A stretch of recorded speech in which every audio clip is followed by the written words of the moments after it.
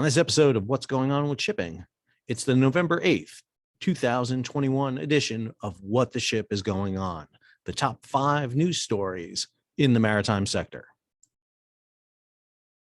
Hi, I'm your host, Sal Mercogliano, Chair of the Department of History, Criminal Justice, and Political Science here at beautiful Buies Creek, North Carolina, Campbell University, former merchant mariner and instructor in courses in maritime history, maritime industry policy, and maritime security. So, a lot going on in the news this week.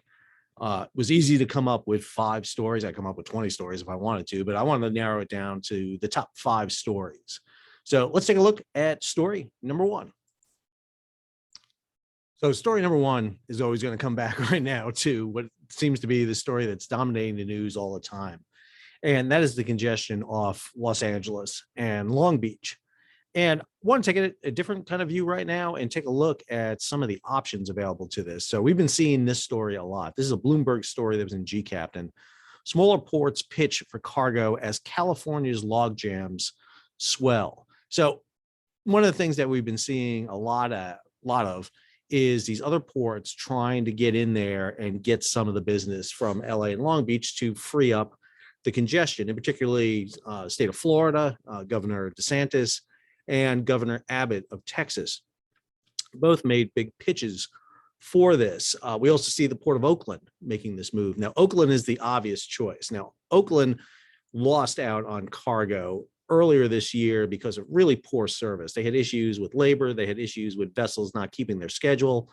And so Oakland kind of shot themselves in the foot. Now, they're trying to get everybody back in there, and they're working hard at it. Same thing up in Northwest with Seattle Tacoma, although Seattle Tacoma is losing some business there because of congestion. We just saw a story with Zim, Maersk, and MSC pulling out.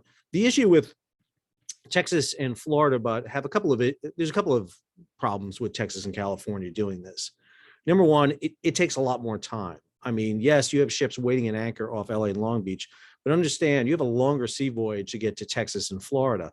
Plus, the Panama Canal right now, I got a story that we're going to talk about with Panama in a minute, has severe congestion right now. You're talking about delays, especially for Neo-Panamax, the largest vessels that use the new lane of the Panama Canal. They're going to be particularly delayed, 10 to 12 days. Plus, you have tolls going through there. There's a toll you have to pay to go through that can be anywhere up to $500,000 one way. And then if you go to the big ports in Texas, Houston, or in Florida, Miami, or Jacksonville, you still have a lot of the same issues that you would have in LA and Long Beach. Those ports are full. Houston, in particular, has a long wait coming into them. Miami and Jacksonville, not as full, but still they're at pretty much capacity right now. And then you still have the shoreside infrastructure issues. And not only that, you would need more ships to do it because of the longer sea voyages. You would need more ships to deliver the same amount of containers. So while it sounds good, and one of the things we really need to be looking at is national policy. Understand shippers and carriers are doing this. They're rerouting vessels, but to get to Houston, to get to Florida, it's actually easier to go east. Instead of going east, go west from Asia, go through the Suez Canal and cross the Med and the Atlantic to come that way, then sometimes to go through the Panama Canal. And so we're seeing that being done. The other thing we're seeing, and then this kind of builds into this whole story, is that we're seeing rates start to fall a bit. We're seeing the peak of rates, and that's largely due to the fact that people are starting to realize that if the containers are not en route already, they're not going to be here for the holiday season. So both Lodestar and Container News had this story. Greg Miller over at FreightWaves followed up with this really interesting story. I really like this story a lot, about container ships speeding up and then tapping on the brakes. And he uses information from VesselsValue, talking about how container ships are speeding faster and then slowing down. Really interesting aspect that we see going on with this story. So we're seeing an analysis of container speeds. And then we have, of course, congressional action. There's a bill being proposed by the Southern California congressional delegation there to create a task force to explore the congestion, while at the same time, we're seeing massive theft, actually, of boxes being opened. There was an image of strewn container boxes boxes strewn from containers along the railway in Southern California. So obviously, dealing with the situation in Southern California, the ports of LA and Long Beach are really critical. And one of the things we're going to want to see is how these are being resolved. It's not going to take one issue. Again, there's never one solution to this. There's a variety of solutions, and we just need to explore which ones would be the most suitable. And that's story number one. Story number two was one I should have mentioned last week, but I didn't because it was still developing. And that story has to do with vessel propulsion, particularly vessel fuel. So prior to COVID, if you would have asked what was the big story in 2020 in January, everybody would have said the same thing. It's the introduction of new marine fuel, low sulfur marine diesel fuel, excuse me. And the introduction of low sulfur fuel was very important because it was part of a proposal to begin to decarbonize and remove emissions for vessels. The International Maritime Organization, which is the UN's shipping agency, basically, had put out a goal of reducing carbon emissions by vessels in half by 2050. There was the large meeting held up in Glasgow talking about this. And the decision coming out of this is to accelerate this even more. There's a proposal out there to go zero carbon emissions by 2050. And understand, the issue with marine cargo emissions is a big problem. If you look at the amount of pollution being generated by the vessels off of Southern California, it is extensive. While shipping, marine shipping, vessels moving containers is the least amount of propulsion per ton. The problem is that tonnage is concentrated in one specific area. And what you're seeing there is massive pollution being done. And one of the big things they're arguing about in this story in Splash 24/7 talks about is making the cases for other types of fuel. And one of the big ones is liquefied natural gas. LNG is seen as a potential alternative. There are many others: ammonia, green methanol, you name it. They're all out there. Hybrid, battery power. But in terms of large vessel, one of the issues they're talking about is LNG. The problem with LNG is it requires a lot of infrastructure to make this work. And that was the big debate that's going on, whether or not vessels are going to adopt to the use of LNG. Maersk has, for example, said they're not going to invest in this, whereas other shipping companies are adapting to it. CMA, CGM, MSC are all talking about going over to LNG. Hapag-Lloyd says they're looking at it. Some of the Japanese firms are looking at other alternatives, ammonia or methanol. And basically, one of the big things is this big push for this. One of the issues we've talked about a lot with Southern California is the truck emissions, that you can only have new trucks in Southern California. What if Southern California mandates zero carbon emission for vessels? That's going to preclude many vessels from coming in. And since California handles 35 to 40% of all the containers for the United States, this has a national impact. Go back to the story I gave the other day talking about who put LA and Long Beach in charge. This is going to be a major issue in the maritime sector. Not getting talked about a lot, but marine fuel is definitely up there to keep an eye on. And that's story number two. Story number three, infrastructure. So Congress approved the $1.2 trillion infrastructure bill that had gotten through the Senate back in August. It was debated in the House. Some of the Democrats, particularly those who were advocating for more, did not vote for this. Some Republicans did. And what we're seeing here is a couple of things regarding this infrastructure bill. And one of the biggest ones has to do with trucks. And even though we talk about shipping here, this is going to have a big issue. So one of the things included in this bill was what's called the under 21 truck driver provision, which is going to allow 18 to 21-year-olds to be able to drive trucks interstate. This is long haul trucking. So one of the areas I said in a video not too long ago when we're looking at the port of LA and Long Beach, there wasn't a shortage of truckers. What I meant is on the short haul. On the long haul, that's another issue. There are at least 80,000 truckers that we're short of in the force. And so the idea here is to get 18 and 21-year-olds into this. They had been previously prohibited from it. Now they're able to come in here. And so that's a big issue. Now, obviously, just because you allow it, they still got to go through training and certification, and good luck getting into a DMV these days to get this done. So this is a step in the procedure, but definitely not a solution yet. Also talks about planes, trains, and ports. Talks about the 17.4 billion for waterway and coastal infrastructure, inland waterway improvements, port infrastructure, land ports. All of that is going in there. It's really important that this money start being allocated, particularly in dredging and cleaning out ports. One of the big limitations right now is the huge, massive container ships, the ultra large container ships don't come into US ports, largely because they can't be accommodated, either for the draft. We don't have the cranes. Their provision, the bridges are too low. This is one of the reasons that led to the raising of the Bayonne Bridge in New Jersey. This is why Savannah has become the biggest port, or the fastest growing port on the East Coast, because they have embraced these changes. They've been doing a lot to improve that port. And one of the things we saw was also a $5 billion loan to LA and Long Beach for their infrastructure, probably going to go to rail, but we're not sure yet where exactly that's going to go. What needs to be done is a national plan for how we're going to reform infrastructure in this country. One of the problems you're going to have is every one of these ports are going to be clamoring for money. They all have projects.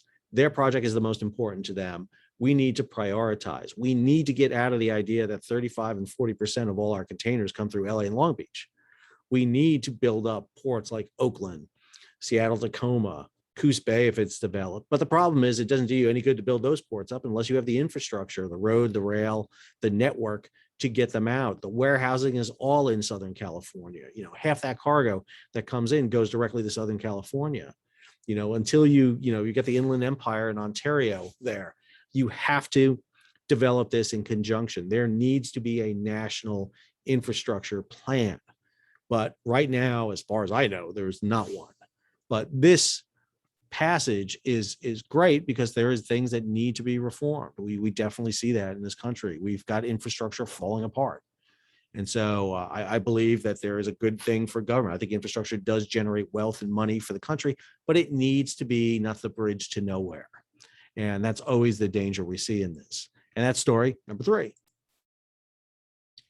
So story number 4 is inflation, inflation, inflation. And in this case, the inflation is coming from additional cost to transit the Suez and Panama Canal. Both the Suez and the Panama Canal have announced increase in their tolls.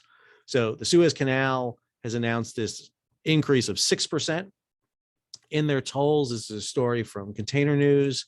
And then Lodestar here has the story about the Panama Canal needing to increase their tolls due to a whole variety of issues, not the least of which is the Panama Canal is suffering from a drought. Even though we're seeing ocean levels rise, the Panama Canal gets its water from a lake, an inland lake, the Gatun Lake. And as the Gatun Lake gets lower and lower because of drought and warming, that means vessels with larger and larger drafts can't pass through there. And this is impacting them. And one of the things that they're going to do is raise their rates. Both the Suez and Panama Canal charge to go through. And I know some of you are going to be asking me right now, how much does it cost to go through the Suez and the Panama Canal? And it depends. It's a very complex formula to fill it out, but roughly anywhere from $500,000 to $750,000. But if you really want to get into the details, let me recommend you over to Chief Mackay. Chief Mackay does a series of videos. He is a chief engineer on a vessel, and he's got a YouTube page, kind of like I do. His is much more successful than mine.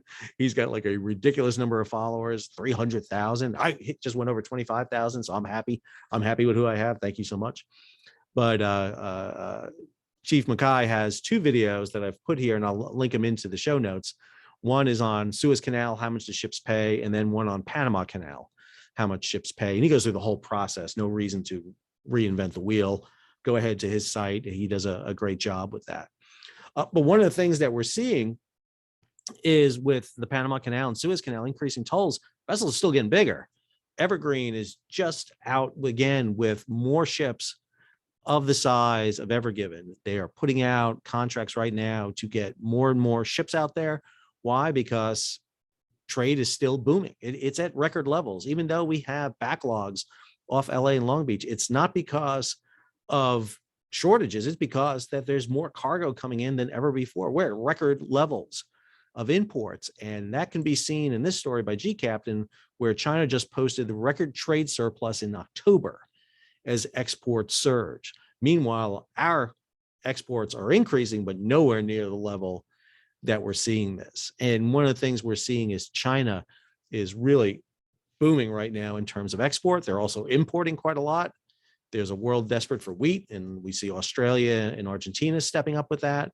We're seeing that heading over to China. China has only 8% arable land. They need to import a lot of food. We've been exporting a lot of meat to them.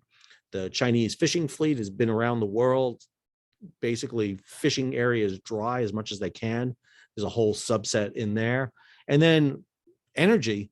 One of the things we're talking about here is the story that Greg Miller over at FreightWaves did, where he's wondering whether or not tankers are going to all of a sudden kick back up because of energy shortages. We're seeing importing of more oil, especially here in the United States, where fracking is not producing the amount of oil they thought. And now we're going to need to import. We've kind of curtailed offshore oil. All of that relates back to the story of the Suez and Panama Canal increasing their freight rates. And that was story number 4.